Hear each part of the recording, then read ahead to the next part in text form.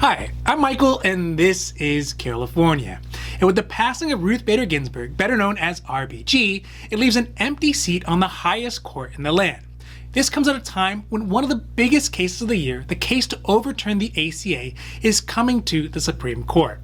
Republicans at this point are racing at light speed to push a new conservative Supreme Court justice, that's Judge Amy Coney Barrett, through the confirmation process within the next 40 days, hoping to get it done prior to the elections.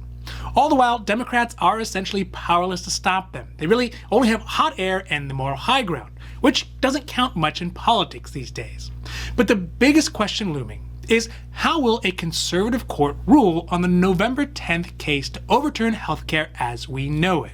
So today we are talking about the probable makeup of the Supreme Court, the November 10th ACA or Obamacare court hearing, and how the ACA could potentially survive even if the court does vote against it. Now this is your 5-minute daily dose, so let's make this quick. But before we do that, if you like this information, if you find it interesting, if you find it helpful, please don't forget to like and subscribe. That way you can get updates when our newest and most informative videos become available. With RBG's seat left open, there is a 98% likelihood that the conservative Senate and the president will fill it potentially with one of the most conservative judges in the last decade. That's Amy Coney Barrett. Undoubtedly, it'll have an effect on the Supreme Court's rulings for generations to come, and some of the most divisive issues that had been laid to rest previously may be overturned with a new conservative majority of 6-3. In the near term, the biggest case could happen as soon as November 10th, which is Texas versus California, which will bring yet another challenge to the legality of the Affordable Care Act, or as most people know it as Obamacare.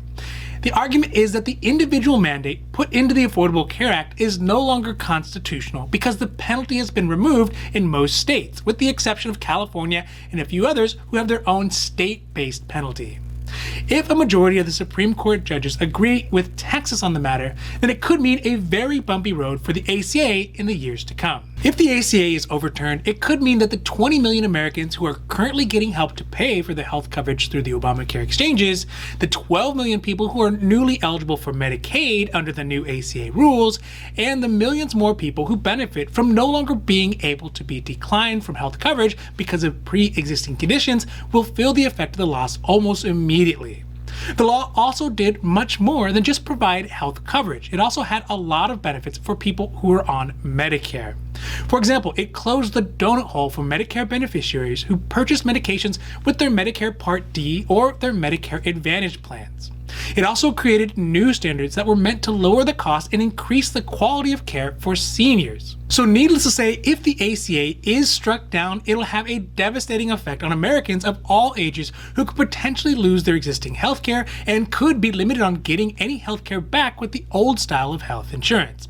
But even if the ACA is struck down, a total elimination is only one option. There are some ways that the ACA could survive yet another legal attack against it, in whole or maybe just in part. First, we have to mention that the ACA has been challenged legally many times before this. This is just the most recent iteration of the argument.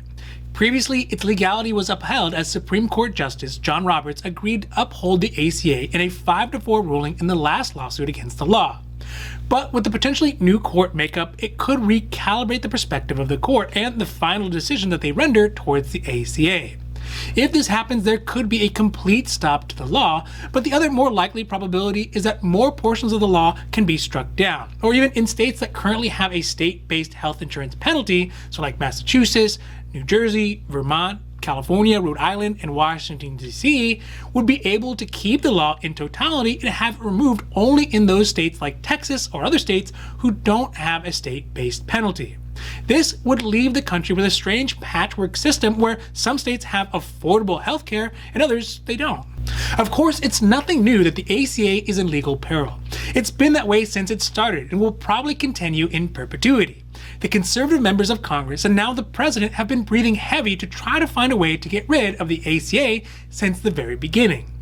This despite the millions of Americans who need to get affordable access to healthcare, especially now as so many are losing their health insurance through their work. Worse yet is that all their energy has been put on getting rid of the law, but there has not been one realistic alternative that has been proposed that could take its place.